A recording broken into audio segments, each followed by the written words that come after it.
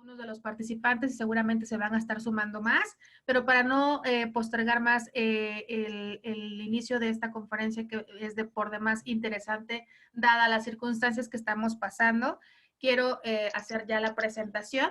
Bueno, mi nombre es Miriam Uriostegui, represento a Desarrollando el Talento, somos una consultoría de recursos humanos y en esta ocasión tenemos como invitado al maestro Martín Alberto Montoya Alcántara, quien es abogado especialista en Derecho Laboral, tiene la licenciatura en Derecho por la UNAM, una maestría en Administración de Negocios y Recursos Humanos por el TEC Milenio, experiencia tiene en atención de contingencias jurídicas y administrativas en materia laboral enfocado en la defensa patronal con experiencia de 8 años en la iniciativa privada, en atención de empresas de suministro de personal en outsourcing. Y como dato curioso, se ha dado servicio a empresas con un volumen de hasta 17,000 empleados con un alto índice de rotación. Entonces ya se imaginarán la de casos que nos puede compartir Alberto en este sentido. Alberto, te cedo el micrófono, por favor, adelante, compártenos. Voy a transmitir mientras tanto tu presentación. Bueno, ¿ya me escuchan? Sí, perfecto. Perfecto, muy buen día a todos, compañeros. Les agradezco, bueno, les decía que, pues, primero que nada, agradecerles su participación. Vamos a intentar agotar todos los temas que llegaran a tener alguna duda y, pues, pues nada, vamos a enfocarnos en la cuestión jurídica que está estableciendo, pues, las propias organizaciones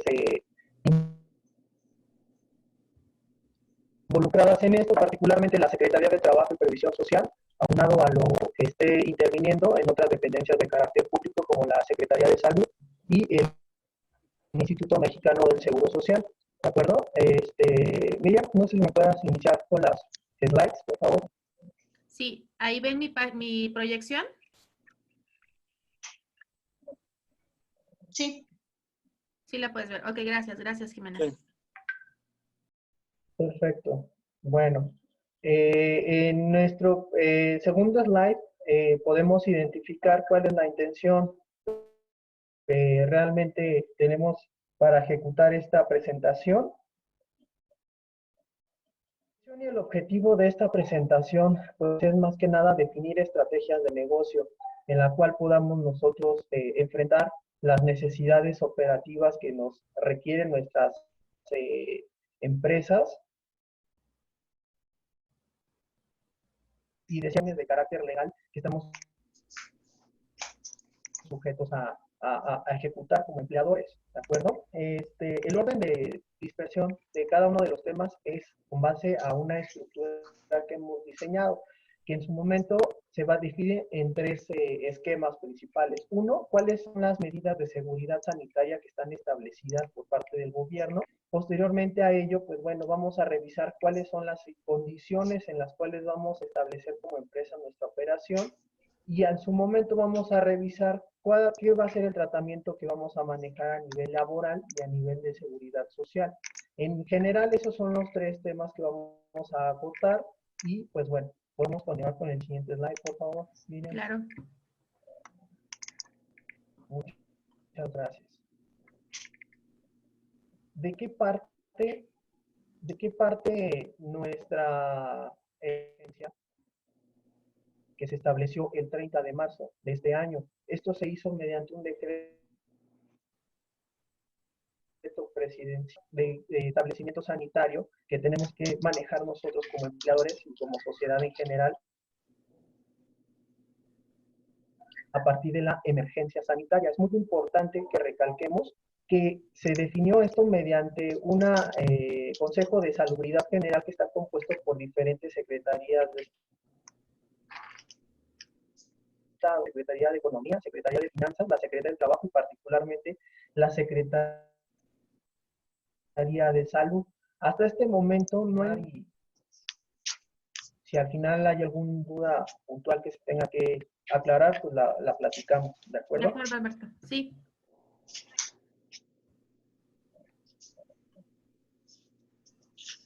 Bueno, ¿qué es lo que define propiamente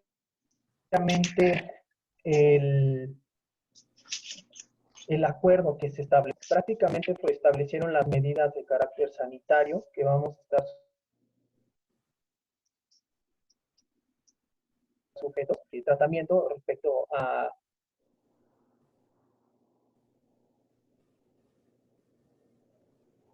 el que es el tema de la sana distancia, el tema de determinar cuáles son las empresas de carácter esencial y cuáles no, y sobre eso tomar las medidas que tenemos que ejecutar como tal, ¿de acuerdo?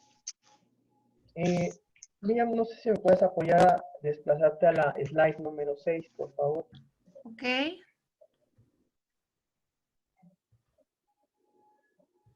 ¿Es esta? Perfecto. En este acotamiento de ideas es importante definir si nosotros como administradores o empleadores estamos dentro del supuesto de que nuestra empresa sea una empresa de actividad esencial. ¿Por qué razón? Porque al final tenemos que acatar pues, las disposiciones establecidas por las autoridades de carácter sanitario. ¿De acuerdo? Entonces, en los siguientes 3 slides, en general, estamos estableciendo prácticamente la distribución correspondiente de cuáles son las actividades de carácter esencial. ¿De acuerdo? Antes de ello, quiero manifestarles que reiteraba la parte principal respecto a la definición que estableció la autoridad. La autoridad definió esto mediante el decreto como una emergencia sanitaria, ¿de acuerdo? Hubo una serie de manifestaciones y posiciones de algunos de nuestros compañeros, colegas, que manifestaban que el artículo 42 de la Ley Federal del Trabajo, en el cual propiamente manifiesta a contingencia sanitaria, ¿de acuerdo? Hay que intentar entender que el tratamiento debe ser de carácter diferencial entre contingencia sanitaria y emergencia sanitaria, ¿de acuerdo? Las autoridades a nivel laboral determinaron esto como una emergencia sanitaria en el sentido de que no estamos propiamente en el supuesto de que se ejecute lo que establece el artículo 42 bis de la Ley Federal del Trabajo. ¿Qué quiere decir esto? En la Ley Federal del Trabajo, en ese artículo que acabo de mencionar, refiere que las autoridades, una vez que decretan una contingencia sanitaria, la exención, el pago de un salario mínimo durante 30 días a cada uno de los empleados, ¿de acuerdo? Esto no está sucediendo de esta forma porque como tal es una emergencia sanitaria y está determinando que las actividades productivas se lleven a cabo siempre y cuando sean actividades esenciales. Cuando se decreta ya una contingencia sanitaria, es que todas las actividades, sean esenciales o no, van a estar sujetas a que este procedimiento se lleve a cabo de forma general y solamente en ese supuesto estaríamos obligados a pagar lo que establece la Ley Federal del Trabajo, ¿de acuerdo? Ahora, regresando al slide número 7, que corresponde a la distribución de actividades esenciales, prácticamente la autoridad establece que son 3 bloques importantes para definir cuál es una actividad esencial. ¿Cuáles son los 3 bloques de las actividades esenciales? En el slide número 7 empezamos con el bloque inicial, que son las actividades de carácter sanitario y de salubridad y de cuestiones de carácter médico. En ese slide establecemos que prácticamente toda la actividad vinculada con el Sistema Nacional de Salud que corresponde pues prácticamente a la actividad de tratamiento clínico biológico, es lo que está vinculado como una actividad esencial, ¿de acuerdo? A partir de esa actividad que obviamente no se puede suspender, simplemente tendrá que establecer las medidas sanitarias que en su momento les explicaré. El segundo bloque es el que probablemente estemos todos involucrados en ese contexto, que es el siguiente slide. En el siguiente slide establecemos cuáles son las actividades de necesidad propiamente económica, de suma importancia, de primera necesidad. ¿Cuáles son esas actividades? Pues bueno, en general son las que tienen que ver con las actividades de carácter económico, productivo y alimenticio. De tal manera que las empresas que estén dentro de este supuesto están obligadas a continuar trabajando siempre y cuando establezcan las medidas de carácter sanitario que establece la autoridad. Si las empresas como tal, su actividad, los factores fundamentales de la economía, estarían sujetos a suspender sus actividades en tanto dure la contingencia sanitaria, ¿de acuerdo? ¿Cuáles son en esencia? Pues bueno, prácticamente todas las empresas que se dediquen a cuestiones de carácter financiero, como los bancos, a cuestiones de carácter comercial, como tiendas de venta de alimentos, así como la producción de alimentos, cuestiones de telecomunicaciones, seguridad privada, cuestiones de, correspondientes a este tratamiento de insumos que puedan subsistir las personas y en general todo lo que nos permita sobrevivir, que no sean de carácter este, esencial, ¿vale? Y en el tercer slide, que es uno de los bloques que más controversia ha generado, son los sectores de carácter esencial de actividades que son pues, fundamentales para los procesos de carácter de infraestructura. ¿Qué quiere decir esto? El sostenimiento de cualquier estructura correspondiente a cuestiones de energía eléctrica, gas, telecomunicaciones, petróleo y cualquier otra cuestión que esté en desarrollo y que no pueda ser suspendido con el objeto de evitar que esos servicios sean suspendidos. Entonces, si dentro de nuestras empresas estamos en este supuesto, estamos obligados a continuar operando. Si no estamos dentro de estos supuestos, evidentemente estamos con la necesidad de que tengan que suspenderse las actividades, pues bueno, las actividades económicas, ¿vale? En el siguiente slide establecemos cuáles son las reglas de operación en el supuesto en el que nuestras empresas estén obligadas a desempeñar sus actividades, ¿vale? Es muy importante definir y identificar cuáles son las medidas que tenemos que acatar, ¿vale? En esos supuestos están obligándonos, de acuerdo a esta manifestación por parte de la autoridad, que si vamos a llevar a cabo procesos productivos, nuestros centros de trabajo debe de tener un máximo de 50 personas, obviamente manteniendo la sana distancia. Posteriormente a ello, tenemos que establecer todas las medidas que permitan un saneamiento y establecimiento adecuado y que permitan a los trabajadores mantener las medidas sanitarias como el uso de gel, cualquier otra disposición que requiera, no sé, el uso de cubrebocas en el caso de que tengan contacto con clientes y en su momento todas las personas que estén dentro de este supuesto y que estén dentro de un grupo de vulnerabilidad, como el ejemplo podría ser personas de 60 años, personas con embarazo o cuestiones de carácter enfermedades crónicas como la enfermedades de tipo diabetes, hipertensión, obesidad o cualquier otra circunstancia que esté clínicamente comprobada, estamos sujetos a que estas personas no estén laborando propiamente en el centro de trabajo, ¿de acuerdo? Bueno, si me apoyas con el siguiente slide, Miriam. Bueno, ¿qué es lo que se recomienda? ¿Qué es lo que se recomienda a los patrones llevar a cabo?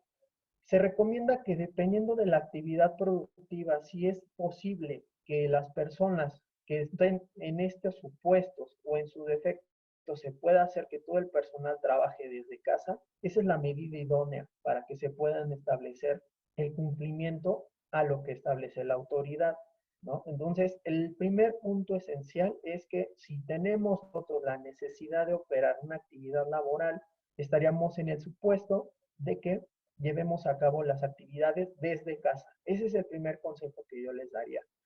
Porque al final del día nuestra operación depende si tenemos que ejecutar nuestras actividades laborales, pero si se puede mitigar la posibilidad de que las personas dentro del centro de trabajo se contagien y cumplamos con lo que establece el propio acuerdo, estamos cumpliendo conforme a la ley. Y pues, bueno para ustedes, que es pues mantener las áreas limpias, el uso de...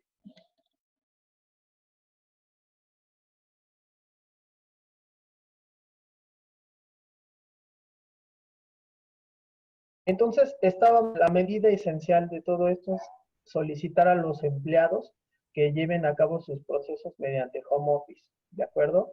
Si no se puede hacer, vamos a establecer en un momento más cuáles son las medidas necesarias para que pueda continuar nuestra actividad económica, ¿de acuerdo? Miriam, ¿me apoyas con el siguiente slide, por favor? Claro.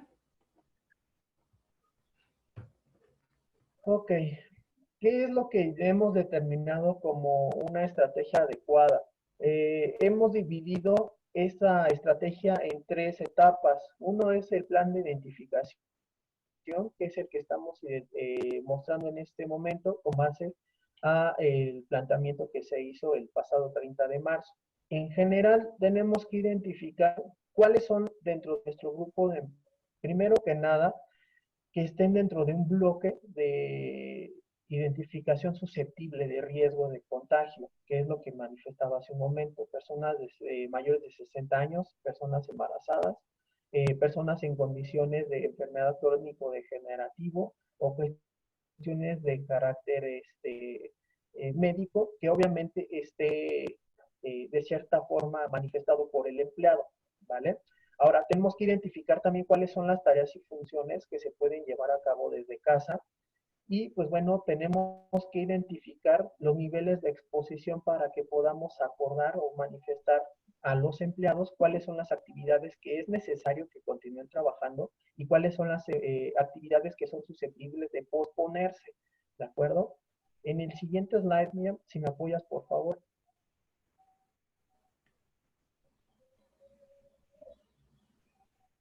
Listo. Ok, esto es algo muy importante que debemos de considerar. Todas las empresas están obligadas por antonomasia a que debe de haber existencia de una comisión mixta de seguridad e higiene. ¿Qué quiere decir esto? Que debe de constituirse un carácter bipartita, que significa esto, que debe de estar compuesto por una mitad constituida por representación de los trabajadores y otra mitad constituida por la manera que en su momento estas personas están obligadas a indagar, revisar y llevar a cabo las acciones necesarias para que los procesos establecidos por las autoridades de carácter sanitario se estén cumpliendo. Pero, lo más ideal en el escenario es que las personas que intervengan en la sean personas que tengan conocimiento pleno de cuáles son las normas oficiales mexicanas que se tienen que llevar a cabo. ¿Vale? Si no existe la comisión mixta como tal, se sugiere que se establezca una como tal, porque en su momento las autoridades posteriormente revisarán que todas las medidas que se establecieron en este momento se hayan llevado a cabo conforme lo que estableció la ley y lo que estableció el propio acuerdo. ¿De acuerdo? Entonces es muy importante establecer la integración de una comisión mixta. ¿De acuerdo? Es evidente que también tenemos que tener dentro de nuestro centro de trabajo un establecimiento limpio que nos permita a nosotros de cierta forma justificar que las actividades no son de carácter insalubre. Entonces es muy importante, reitero, que tiene que haber disposición de material que permita un saneamiento adecuado de las áreas de trabajo, que se establezca una disposición de gel para que se puedan limpiar las manos los compañeros. Y pues bueno, el plan de ejecución, que es el más importante en esta etapa como tal, es determinar si nuestra actividad está sujeta a ser suspendida o podemos continuar como tal. Si como tal escenario en el cual no somos una empresa de carácter esencial, no estamos en disposición de continuar operando, porque esto representa un riesgo potencial a la larga. Si estamos dentro de las actividades esenciales, tenemos que establecer esas medidas.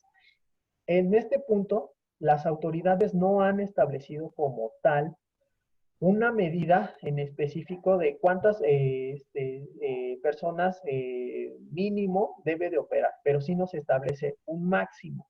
Entonces, sobre esa tesitura se propone que pues de cierta forma se establezca una flexibilización de horarios, una flexibilización en cuanto a los niveles de asistencia de personal para evitar la mitigación de contagio.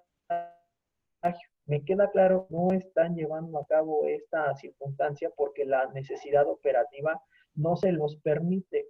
Por ejemplo, vamos a suponer en el caso de un centro de abastecimiento de alimentos, es evidente que pues, no se puede establecer una distribución de actividades mediante un home office, eso es obvio.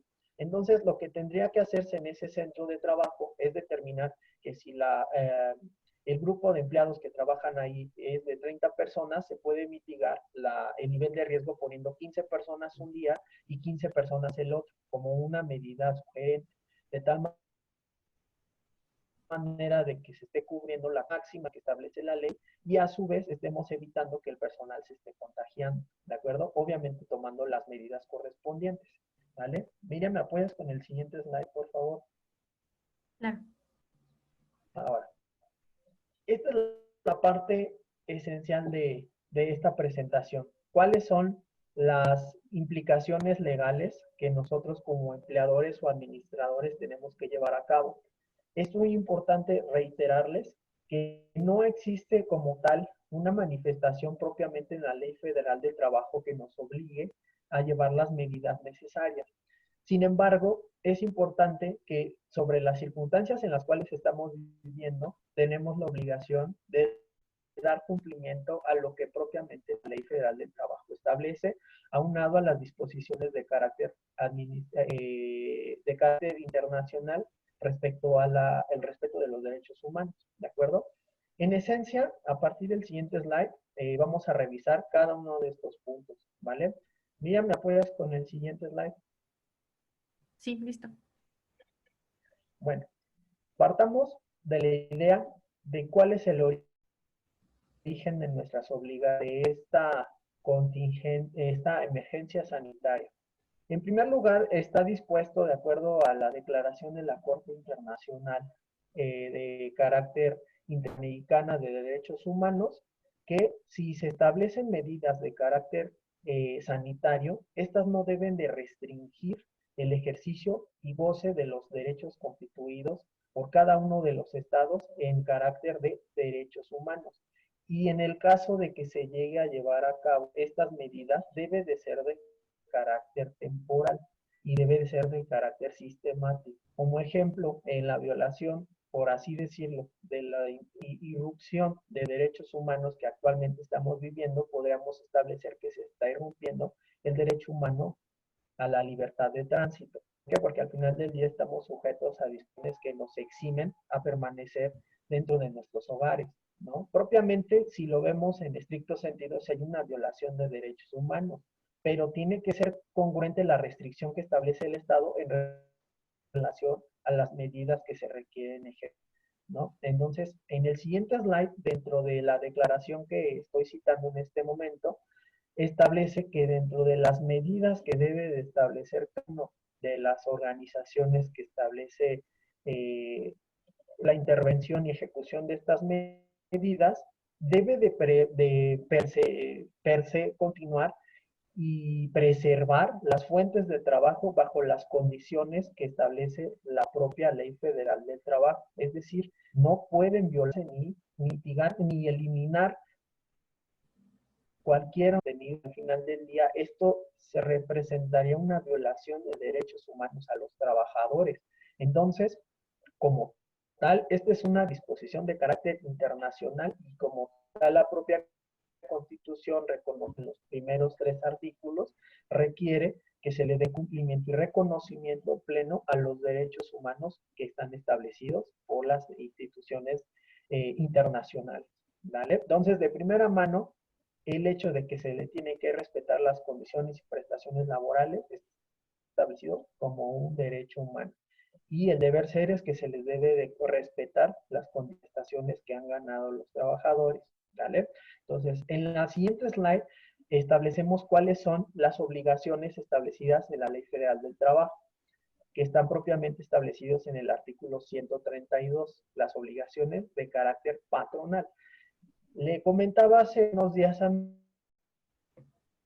que lo que pusimos en esta opción es un extracto, que en realidad lo que pueden apreciar en esta pestaña como tal no son todas las obligaciones, sino son las que conciernen a lo que estamos viviendo dentro de nuestra emergencia sanitaria. En estricto sentido, las obligaciones que deben de permanecer es, primero que nada, cumplir con la normatividad de trabajo que está dispuesta por las autoridades, ¿no? Segundo lugar es que se pagar salarios e indemnizaciones. No se puede privar por ningún motivo a los empleados de su salario, porque al final del día el incumplimiento a estas obligaciones que estamos señalando da por per se que se le está dando un incumplimiento y por ende daría posibilidades a que al empleado manifieste que se están violando sus derechos laborales y por ende estaríamos sujetos a ejecutar un proceso de cumplimiento ante una autoridad laboral respecto al pago de una indemnización por justificarse una causal de despido injustificado, ¿vale? Entonces, de cajón debemos de pagar los salarios e indemnizaciones tal cual se están pagando normal en los contratos y en los sistemas que rigen la relación laboral de los empleados, ¿de acuerdo? Deben de las empresas operar conforme a lo que establezcan las disposiciones y normas oficiales en materia de seguridad, salud y ambiente, ¿de acuerdo? Entonces, si ya en este momento tenemos ya como tal una declaratoria de emergencia, tenemos que acatar lo que disponga la propia autoridad, ¿no? Obviamente, pues tenemos que establecer también las medidas que permiten de cierta forma protección a los elementos vulnerables que estén dentro de nuestro centro de trabajo. Particularmente la ley específica debe ser un tratamiento particular para mujeres embarazadas, pero reitero, las disposiciones establecen un tratamiento especial para personas en vulnerabilidad. Ojo, aquí hay dos puntos importantes. Establece que debemos de permitir que las autoridades de carácter sanitario o de carácter administrativo puedan llevar a cabo inspecciones para revisar que las condiciones de tratamiento hacia los empleados sean las más adecuadas, ¿de acuerdo? Entonces, eso es muy importante en el caso de que llegue a realizarse una inspección laboral.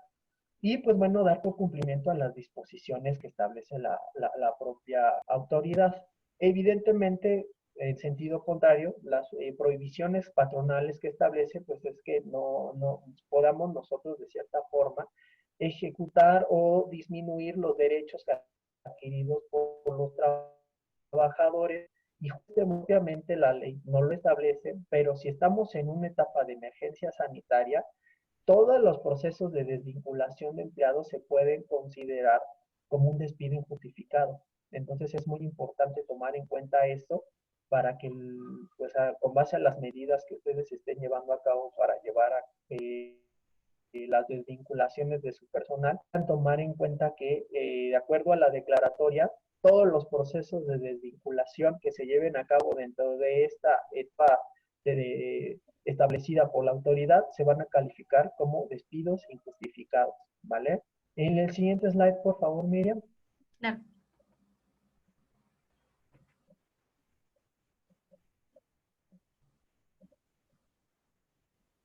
Ok. Como ustedes saben, la Ley Federal del Trabajo es muy favorable para la parte trabajadora. Realmente es más coercitiva al aspecto del patrón, porque al final del día es quien tiene una mayor disposición y posibilidad trabajador. Entonces, de igual forma, establece obligaciones a los trabajadores respecto a esta circunstancia que estamos viviendo. Esto está establecido en el artículo 134, que refiere de obligaciones hacia los trabajadores, pues bueno, igual sujetarse a las disposiciones establecidas por las autoridades, en su momento dar aviso si esta persona se va a presentar como una falta injustificada, siempre y cuando tenga un argumento que permita sostener que esa falta está sosteniéndose por una incapacidad o un permiso especial emitido por la autoridad sanitaria. En su momento tocaremos profundidad de ese tema. También obliga al empleado, perdón, a someterse a tratamientos de carácter médico que permitan identificar como escenario en el cual pudiese representar un riesgo para los demás compañeros. Y pues bueno, este punto en particular que estoy recalcando en este slide no está establecido en la Ley Federal del Trabajo, pero sí está esta autoridad sanitaria. ¿Qué quiere decir? Que en el caso en el que se determine la conclusión de la emergencia sanitaria por parte de las autoridades, el empleado está sujeto a presentarse de forma inmediata al centro de trabajo. Nueva cuenta vuelva a reincorporarse a la actividad que normalmente estaba haciendo bajo las mismas condiciones salariales y de actividad que estaban establecidas en su contrato, ¿de acuerdo? Y pues obviamente dentro de las prohibiciones de los trabajadores, dentro de lo que establece igual la ley, pues es que no debe de ausentarse de forma injustificada al centro de trabajo, debe de mediar su ausencia mediante una justificación de carácter médico, ¿de acuerdo? También establece que no debe de poner en riesgo integridad la salud de los demás compañeros, no debe de presentarse, porque al final del día representa un poco de infección, ¿de acuerdo? Miriam, ¿me apoyas con el siguiente slide, por favor? Bueno. Esta es la parte que me gustaría que tomemos mucha atención respecto a cuáles son las circunstancias en el caso de que una empresa lleve a cabo el incumplimiento de las disposiciones establecidas por la autoridad sanitaria, ¿de acuerdo? Vamos a ver la parte laboral. ¿Qué es lo que concierne? Miriam, ¿me apoyas con el siguiente slide, por favor? Los salarios y prestaciones. Como les comentaba, de acuerdo a las obligaciones laborales, si una persona es suspendida o limitado su salario de forma unilateral, ¿esto qué quiere decir? Que quien decide disminuir o limitar su salario es la parte patronal, estamos sujetos a una violación de carácter laboral, ¿no? Entonces, la esencia de esto es que todas las modificaciones y prestaciones laborales que se establecieron de acuerdo al contrato laboral, como ejemplo podemos poner el salario, como ejemplo podemos poner la jornada, los días de descanso, y que de forma unilateral, es decir, el patrón decida los cambios que se tengan que ejecutar, en ese momento estaríamos sujetos a una violación de los derechos laborales. Entonces, en el caso de que un empleador lleve a cabo sin intervención de los trabajadores lo que se tengan que hacer, que permitan continuar con la actividad laboral, estaríamos sujetos a pues, llevar a cabo un acto que conlleva a una rescisión laboral con responsabilidad para el patrón, ¿no? Entonces, la palabra esencial que nos va a permitir esto es un consenso entre la parte patronal con la parte trabajadora. Si no existe un consenso como tal y la decisión la tomamos nosotros como patrones, por riesgo de caer en esta circunstancia, ¿no? Entonces, lo ideal es que, reitero, se identifiquen las actividades que se puedan hacer desde casa con el objeto de que continuemos pagando de forma íntegra el salario, ¿no? Si la actividad de cierta manera no se puede llevar en casa, entonces nosotros tenemos que definirlas en consenso con la parte de los trabajadores para que podamos nosotros establecer los cambios que conciernen a las condiciones generales. Siguiente slide, por favor, Miriam. Ahora, ¿qué pasa a nivel laboral y a nivel individual en el caso de las obligaciones patronales? Reitero, en este momento, si un empleador lleva a cabo cambios en las condiciones generales de trabajo, como disminución de salario, cambio de jornada laboral, incremento de condiciones como los días de descanso, etcétera, estaríamos sujetos a una responsabilidad, lo cual implicaría que el empleado a todas luces puede tener todo el derecho del mundo de rescindir la relación laboral y manifestar que fue una causal que da motivo a un despido injustificado. Y obviamente, ante este escenario, pues estamos sujetos a pagar lo que concierne al pago de una liquidación, que en general, pues bueno, la liquidación, ustedes ya lo sabrán, está con los pagos de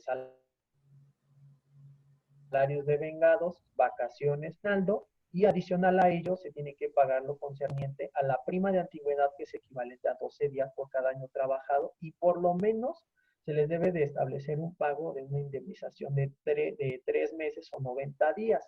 Evidentemente, la ley pues nos establece que este sería el parámetro para pagar en una liquidación, pero pues bueno, esto sería solamente en el caso de que nos allanemos y consideremos que sí fue un despido injustificado, considerando que no existe, que como tal no existe una causa que nos permita rescindir la relación laboral, ¿no? Adicional a ello, pues bueno, se puede pagar adicional a las prestaciones antes señaladas el pago de una liquidación equivalente a 20 días por cada año trabajado. Esta última es una prestación de carácter procesal, es decir, momento si el empleado decide presentar su demanda, la autoridad nos va a requerir a que atendamos el juicio en carácter laboral, y en el caso de que perdamos la demanda y en su momento se ejecute un laudo, estaríamos sujetos a pagar todas esas prestaciones. Pero en tanto no exista una demanda, no estamos obligados a pagar más que la parte correspondiente a la parte de un finiquito, más prima de antigüedad y la indemnización de 90 días. ¿De acuerdo? En el siguiente son las consecuencias que nosotros estamos sujetos a responder en el caso de un incumplimiento ante una autoridad administrativa. Miriam, ¿me apoyas con la siguiente? Ok. En el siguiente proceso, aunado a que el incumplimiento se está dando y como consecuencia daría una rescisión laboral con responsabilidad para el patrón, estamos sujetos también, reitero, a la revisión de autoridades de carácter administrativo y sanitario. Entonces, la autoridad en este momento no ha manifestado algo al respecto, pero estoy seguro, y esto es algún problema que se va a dar, que la autoridad, particularmente la Secretaría del Trabajo y Previsión Social, una vez acabe esta contingencia que estamos viviendo a nivel mundial, va a empezar a hacer las revisiones que paulatinamente y normalmente hace a cada una de las empresas. Su facultad como autoridad es revisar que se estén actuando conforme a lo que establecen las leyes en relación a las condiciones generales de trabajo en cuanto al cumplimiento de capacitación y adiestramiento, todas las empresas, viendo con las medidas de seguridad e higiene. ¿De acuerdo? En la primera, pues revisará que se esté pagando los salarios de forma adecuada, que las personas estén dadas de altas en el IMSS, que se les esté respetando sus prestaciones como vacaciones, prima vacacional y aguinaldo. Y en los casos en los que exista una baja de personal, pues se establezcan los pagos conforme a derecho, ¿no? En el tema de capacitación y adiestramiento, pues va a revisar que pues existan las condiciones mixtas y que se pueda comprobar que a las personas, de acuerdo a su actividad económica o actividad operativa, estén propiamente capacitados mediante los registros que la propia Secretaría del Trabajo establece, ¿no? Y este es el más importante, seguridad e higiene, que establezcamos de acuerdo a las normas oficiales cuál es el tratamiento específico que le estamos dando al centro de trabajo. Esto quiere decir que contemos con las medidas de sanidad y médicas que permitan de cierta forma operar a la unidad de negocio contando con las disposiciones mínimas. Como ejemplo puedo poner que si un negocio tiene una capacidad máxima de 50 personas, pues se debe de disponer por lo menos de un botiquín, tiene que disponer de una ruta de emergencia, tiene que disponer de cierta cantidad de extintores, y conforme la cantidad de empleados va aumentando, pues se debe de establecer cualquier otra medida necesaria. Entonces, a partir de 500 empleados debe de haber la existencia de un médico dentro de la unidad de negocio. Si de cierta manera llega la autoridad, hace la revisión o extraordinaria y detecta que hay una violación o un incumplimiento por parte del patrón, nos puede resultar como tal como consecuencia los siguientes sanciones, que en primer escenario pues es un apercibimiento documental, que esto implica que si se detecta que hay una ausencia o algo que detecte la autoridad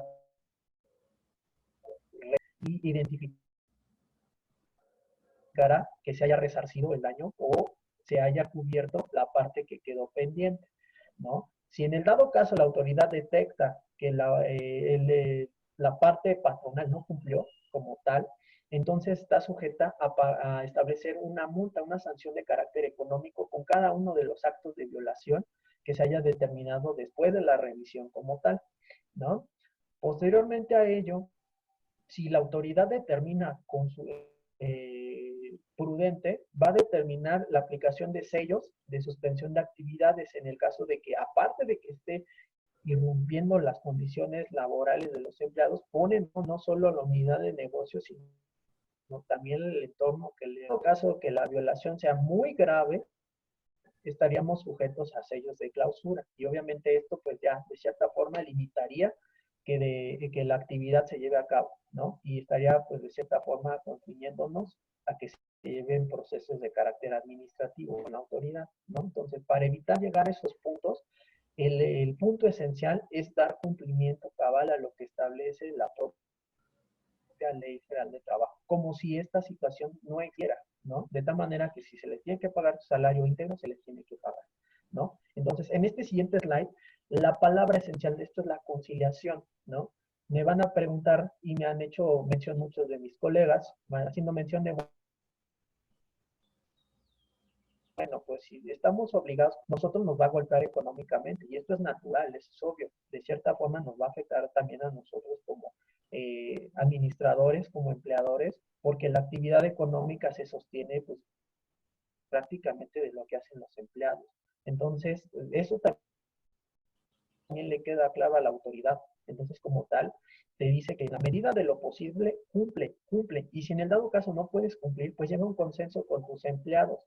De tal manera que si vamos a limitar o incluso quitar las prestaciones laborales, recordemos que son irrenunciables, no se pueden quitar, aún así el empleado manifieste por escrito que desea que le quiten las vacaciones o que le quiten el aguinaldo, que ya no le paguen, eso es legalmente inoperante.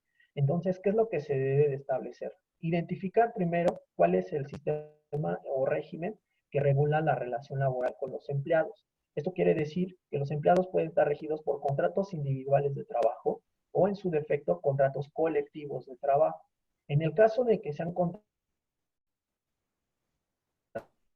la mayoría de los trabajadores y la otra mitad que represente los intereses patronales. En el dado caso que sea un régimen que relacione un contrato colectivo, estaríamos sujetos a que esta revisión se haga con el representante sindical, ¿de acuerdo? Si no se hace este consenso de esa forma, de forma bipartita, estaríamos sujetos a una violación.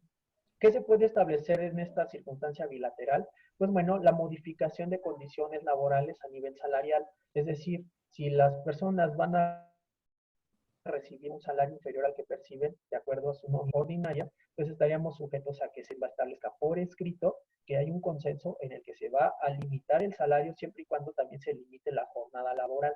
Y una vez teniendo este documento por escrito, y una vez que establezcamos que concluyó la temporalidad manifestada, tenemos que de nueva cuenta reactivar las condiciones que estábamos obligados a hacer, ¿no? Entonces, ¿cuáles son las estrategias que hemos visto a nivel operativo con otras empresas? He visto escenarios en los cuales mandan a las personas y registran en las incidencias de nómina como descanso sin goce de sueldo.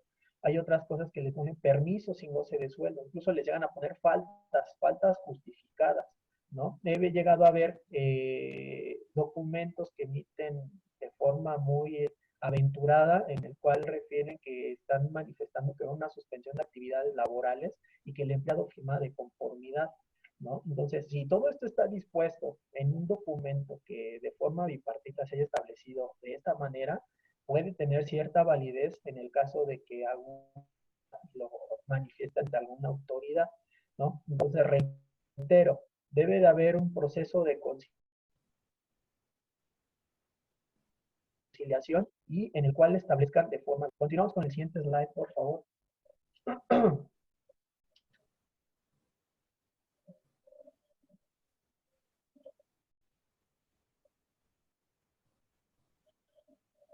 Ok, pues es lo mismo que les comentaba hace un momento.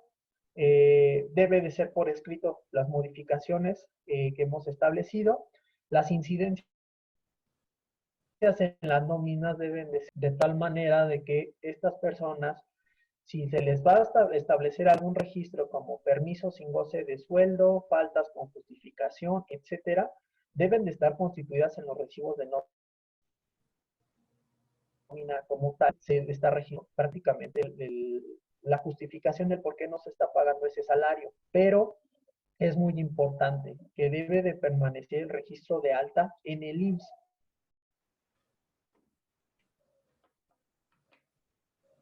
También va a representar el que no se pague cuotas obrero-patronales.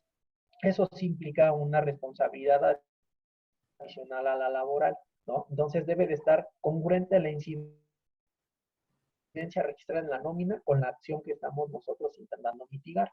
Y finalmente, en el caso en el que un empleado decida renunciar, no hay un tratamiento en específico, no se puede limitar ni suspender los derechos laborales. Si el empleado decide ya no continuar laborando, dejamos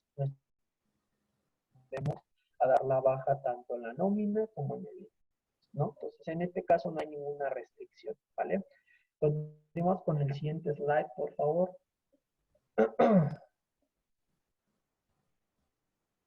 Y bueno, aquí referimos el tratamiento de seguridad social, aunado a las medidas que establecimos anteriormente. En el siguiente slide, por favor, Miriam, establecemos cuáles son las medidas de carácter de seguridad social. Particularmente manifestamos que tenemos como tal, la posibilidad de agotar prestaciones en especie, siempre y cuando estemos dados de alta en el Seguro Social. Identifiquemos que son prestaciones de especie y prestaciones en dinero. Las prestaciones de especie son las condiciones que nos permiten tener una asistencia médico-quirúrgica y asimismo también tener acceso a todas las cuestiones que refieren como un tratamiento hospitalario y un tratamiento farmacéutico, y nos da posibilidades de que durante un plazo de 13 meses podamos estar sujetos incluso a un proceso de incapacidad, ¿no? En cuanto a prestaciones en dinero, pues justamente derivado de la incapacidad que establezca el Seguro Social, estaríamos sujetos a recibir un subsidio, ¿de acuerdo? Esto quiere decir que el agotamiento económico que va a recibir el empleado en tanto exista esa incapacidad va a ser la proporcionada por parte del IMSS, ¿no? Entonces, esto, de acuerdo a este régimen obligatorio, que reitero, lo importante es que en caso de que llevemos medidas de suspensión de pago de salario, estaríamos nosotros obligados a que los empleados permanezcan dados de alta en el IMSS, ¿vale? En el siguiente slide es lo que refiere al acuerdo comunicado que hizo el IMSS en relación al tratamiento específico respecto al COVID-19. Mira, ¿me apoyas con la siguiente, por favor? Sí. Gracias.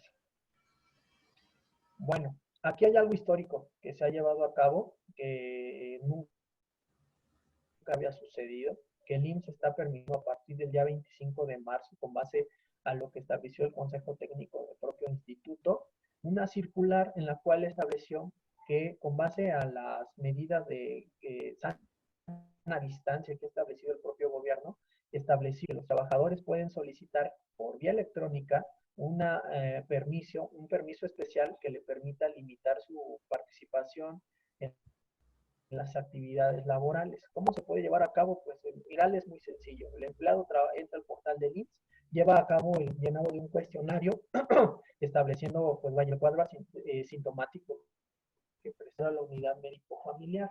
Una vez que ese cuestionario es enviado a la unidad médico familiar, un médico instituto determinará si con base al cuestionario se cubre o no con los elementos para diagnosticar a esta persona con coronavirus. Si es así, entonces la autoridad hace del conocimiento al empleado el resultado y en su momento este resultado debe de ser del conocimiento a la parte patronal. Esto se hará llegar por medio del IMSS, pero a su vez el empleado está obligado a presentar este documento de forma directa hacia el patrón. En el caso de que sea la revisión que hace la autoridad sanitaria, se le manda el resultado y obviamente no se concede ningún permiso especial, lo cual obligaría al empleado a que continúe llevando a cabo su actividad laboral, ¿vale?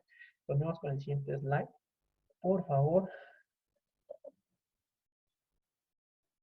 Bueno, como tal, el propio comunicado establece que el permiso que se proporcionará es de 14 días, que es lo que se supone dura el padecimiento, que son el periodo de incubación y el proceso de desarrollo del virus. Y en el dado caso de que concluya esos 14 días y el empleado manifieste que continúa con el mismo padecimiento, tendrá que volver a solicitar, ahora sí de forma presencial en la unidad médico familiar, una extensión de la incapacidad que se hizo con el objeto de que continúe ausentándose por la condición que pues se está llevando a cabo en el organismo del empleado, ¿no? Prácticamente el IMSS aquí está apostando por la sana distancia, evitando que los empleados pues tengan esa posibilidad de presentarse a una clínica y que aunque no tengan un cuadro de infección, pues se puedan, ¿no? También están apostando de la buena fe de los empleados, hasta el objeto de que pues si realmente se sienten en ese escenario, pues bueno, tengan la posibilidad de obtener ese permiso, ¿no? A su vez, pues continúa con la misma regla de una incapacidad, ¿no? Que se le tiene que pagar el 60% con base a su salario diario integrado y eso estaría sujeto a pagarse a partir del cuarto día, ¿no? Es decir, que si durante este periodo se le otorgan 14 días de incapacidad, se le estarían pagando 11 días con el 60% de su salario de cotización, ¿de acuerdo? Continuamos con el siguiente slide, por favor. Bueno, pues en relación a las facilidades de pagos que establece el propio Instituto Mexicano de Seguro Social, nos obliga, de acuerdo a los numerales 40, fracción A y fracción C, que se les debe de realizar los pagos enteros de cuotas obrero-patronales de acuerdo a lo que pues, estamos sujetos a pagar, ¿no? En esta circunstancia no hay una limitación o facilidad o suspensión. Se tiene que continuar pagando las cuotas obrero-patronales de forma necesaria. No hay una situación específica. Sin embargo, una facilidad que de cierta manera nos permite a nosotros tener un diferimiento de pago que podrá prolongarse hasta por 48 meses. Sin embargo, pues obviamente ese diferimiento pues establece pues un total que permitirá a las empresas de cierta manera suspender o dejar de llevar a cabo los pagos de las cuotas obrero patronales siempre y cuando se establezca que la prórroga se pague dentro del término que establece de acuerdo, pero de que estamos obligados a pagar las cuotas obrero patronales, sí existe, y obviamente si se deja de hacer, pues va a haber un interés moratorio, ¿no? De ejecución de pago, ¿vale? Lo que aquí sí es muy importante recalcar en este proceso es que no va a haber como tal una medida o una ejecución como tal por parte del IMSS, ¿no? Entonces, ¿qué es lo que se quiere dentro de este mismo acuerdo? Nosotros podemos ver los registros de las faltas hasta por un máximo, les había comentado. Podemos registrar hasta 7 faltas, pero siempre y cuando permanezca el empleado activo en la nómina y activo en el IMSS, ¿no? De tal manera que lo que busca el IMSS es que se paguen las cuotas obrero-patronales independientemente de si se les paga o no su salario, pero la idea es que conserven su registro de alta en el IMSS y esto a su vez permite a los empleados en caso de que requieran una atención médica hacer uso de la que esté dispuesto por la autoridad, ¿de acuerdo? Y en los siguientes slides para concluir esta presentación, pues bueno, resumimos cuáles son las medidas que tenemos que acatar como empleadores. Primero que nada, da cumplimiento a las disposiciones emitidas por la autoridad, que hasta este punto solamente hay una declaratoria de emergencia sanitaria. Todos los días hay cambios, todos los días hay cambios. Hace unos días pasamos a fase 3 y es muy probable que pues, las actividades, dependiendo de la tasa de contagio que se esté dando, pueda que se continúen prolongando los periodos, ¿no? Ahorita tenemos, no de forma oficial, pero ya existe una declaratoria que la actividad laboral está suspendida hasta el 30 de mayo, ¿no? Pero corremos la posibilidad de, ¿no? Entonces hay que tomar en cuenta esto, estar siempre informados sobre las disposiciones de las autoridades. Segundo, el cumplimiento en materia de seguridad social. ¿Qué quiere decir esto? Reitero que los empleados deben de continuar con su servicio médico, ¿no? Si se decide de cierta forma limitar el pago de salarios, por lo menos deben de permanecer dados ya en el IMSS y nosotros como patrones continuar pagando las cuotas obrero-patronales. Y finalmente, el cumplimiento de obligaciones patronales en materia laboral. ¿Por qué? Porque nosotros, de cierta forma, no dar un cumplimiento como tal en esas cuotas, en esas obligaciones, perdón, estaríamos sujetos a dos posibles riesgos. Los riesgos de carácter laboral, que implicarían el pago de indemnizaciones, y en el dado caso de que se llegue a una violación sistemática, es decir, si a un grupo de empleados se les limita, se les restringe sus prestaciones sin consentimiento de ellos, estaríamos sujetos, todo ese grupo de empleados estaría bajo el mismo escenario de una rescisión laboral y en su momento pues estaríamos sujetos a cumplir como tal, que derivan ante las autoridades como la Secretaría del Trabajo, ¿no? Que aunado a pagar las liquidaciones que se tengan que pagar, estaríamos sujetos a las revisiones que la autoridad haga y en su momento pues pagar todos los debes que devengan. Para evitar esa parte, intentemos de mantenimiento de la relación laboral con los empleados como si realmente no existiera esta contingencia. Sé que es muy difícil, sé que estamos limitados económicamente, pero si de cierta forma podemos dar cumplimiento al pago de salarios de objetos de los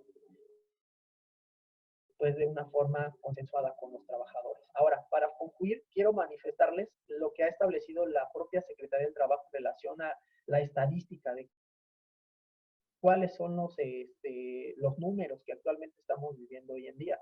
En el siguiente slide establecemos la cantidad de despidos que se han llevado a cabo durante las últimas semanas y este fue el último comunicado que hizo en relación a este tema. Diario hay comunicados, pero es en relación a cuestiones de salud. En cuanto a cuestiones laborales, este es el comunicado que fue el pasado 6 de abril y refiere que desde el momento en que inició la contingencia, la declaratoria de emergencia sanitaria, establece que se han concluido relaciones laborales que en esa tasa que pues obviamente hubo una disminución muy importante de la actividad laboral, ¿no? Y la autoridad a su vez identifica con base a las bajas del IMSS cuáles son las empresas que realmente están cumpliendo y cuáles son las empresas que están dando de baja a las personas de forma sistemática.